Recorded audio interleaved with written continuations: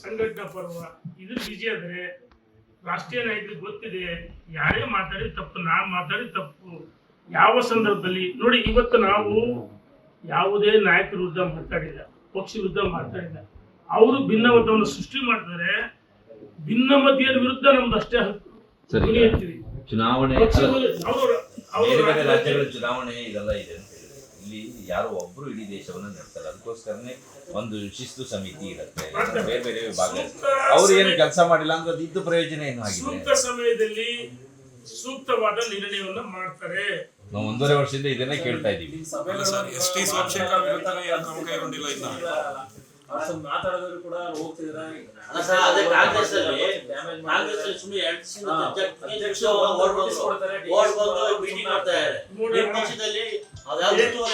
ರಾಧಾ ಮೋಹನ್ ದಾಸ್ ಅಗರ್ವಾಲ್ ನೋಡಿ ನಾವು 6 ತಿಂಗಳಾಯ್ತು. ಕಾಂಗ್ರೆಸ್ ಹೊರದ ಮನೆ, ಬಿಜೆಪಿಲಿ ಸಣ್ಣ ಪುಟ್ಟ ಯಾರೇ 2-3 ಆದರೆ ಅದು ಸರಿಯಾಗುತ್ತೆ.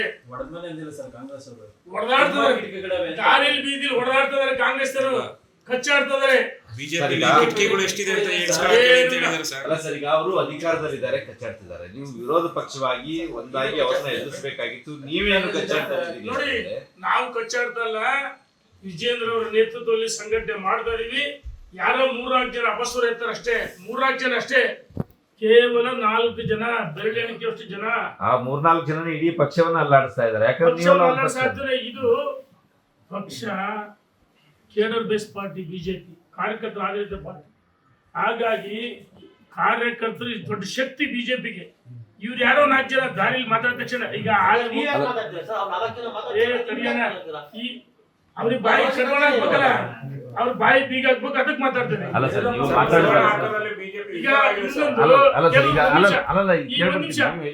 ಒಂದ್ ನಿಮಿಷ ನಾನು ಹೇಳ್ತೀನಿ.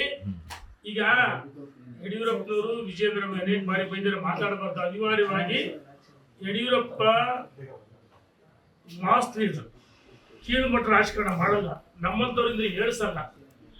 ಆದ್ರೆ ಅನಿವಾರ್ಯವಾಗಿ ಅಧ್ಯಕ್ಷನ ಯಡಿಯೂರಪ್ಪನ ಡಿಫೆಂಡ್ ಮಾಡ್ಕೊಂಡು ಅವ್ರ ಜೊತೆಗಿರೋದು ನಮ್ಮ ಕರ್ತವ್ಯ. ಮಾತಾಡಿದೀವಿ, ಧನ್ಯವಾದಗಳು ಸರ್. ರಾಧಾ ಮೋಹನ್ ದಾಸ್ ಅಗರ್ವಾಲ್ ಅವರ ಕೆಲಸ ಏನು ಆಗಿದೆ? ಯಾವುದಕ್ಕೂ ಮಾತಾಡ್ತಾ ಇಲ್ಲ, ಒಂದು ಸಭೆ ಕರೀತಾ ಇಲ್ಲ. ಕರೆದರೆ ಸಭೆ ಕರೆದರೆ ಹೇಳಿದರೆ, ಕ್ಲಿಯರ್ ಕಟ್ ಆಗಿ ಹೇಳಿದರೆ ಯಾವ ಸಂದರ್ಭದಲ್ಲಿ ಏನ್ ತೀರ್ಮಾನ ತಗೊಂಡು ರಾಷ್ಟ್ರೀಯ ನಾಯಕರ ತೆಗೆದುಕೊಂಡ್ರೆ ಧನ್ಯವಾದಗಳು. ಚುನಾವಣೆ 3 ವರ್ಷ ಇದೆ. ನೀವೀಗ ವಿಜಯನನ್ನ ಮುಖ್ಯಮಂತ್ರಿ ಮಾಡ್ಬೇಕಂತ ಸ್ಟೇಟ್ಮೆಂಟ್ ಬೇರೆ ಮಾಡ್ತಾ ಇಲ್ಲ. ಪಾರ್ಟಿಲಿ ಯಾರು ಸೀನಿಯರ್ಸ್ ಇಲ್ವಾ? ಒಂದ್ ನಿಮಿಷ, ಇದು ರೇಣುಕಾಚಾರ್ಯ ಮಾತಲ್ಲ, ಮನದಾಳದ ರೇಣುಕಾಚಾರ್ಯ ಮಾತಲ್ಲ. ಕಾರ್ಯಕರ್ತರ, ಮುಖಂಡರ, ಈ ನಾಡಿನ ಜನರ ಮನದಾಳದ ಮಾತನ್ನ ನಾನು ಹೇಳಿದ್ದೇನೆ. ಇದು ರೇಣುಕಾಚಾರ್ಯ ಅಭಿಪ್ರಾಯ ಅಲ್ಲ. ಧನ್ಯವಾದಗಳು. ಯಡಿಯೂರಪ್ಪರು, ಲಕ್ಷ್ಮೀನಾರಾಯಣ ಎಲ್ಲರೂ ಒಟ್ಟಾಗಿ ಪ್ರವಾಸ ಮಾಡ್ತಾರೆ. ನಾವು ಅವ್ರ ಜೊತೆಗೆ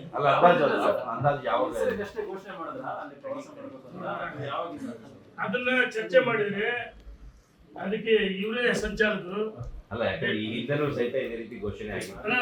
ಪ್ರವಾಸ ಮಾಡ್ತಾರೆ, ಸದ್ಯದಲ್ಲಿ ಪ್ರವಾಸ ಮಾಡ್ತಾರೆ. ಹೌದನಪ್ಪ?